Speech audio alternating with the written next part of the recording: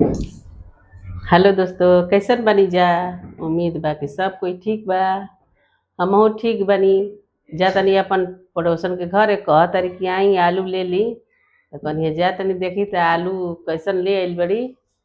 तो चली जा, आलू ले आई जा। हम्म, आलू आ गुल बा। देखी जा, आलू तो बड़ा बड़े बड़े बा। कैसे मिलल है आलू।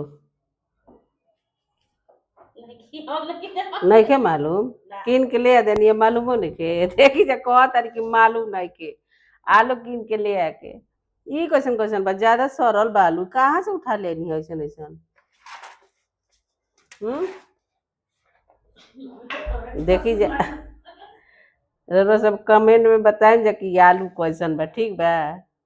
हमरा तो बुझाता कि पूरा पूरा सरल सरल आलू आलू कीन के ले आ देले बानी।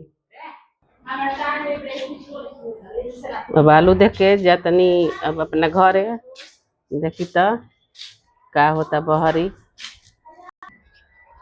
हई देखा कुकुरा के, इनका के देख के आ गई दौड़ता कि हमारा दूध मिली।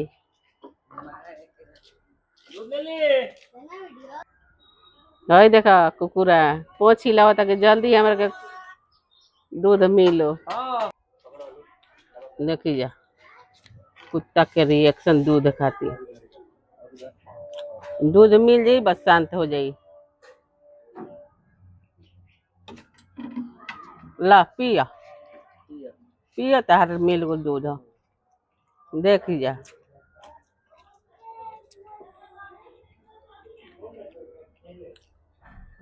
दूध पिए लगल शांति हो गल, आगे पीछे कूदत रहल हैं।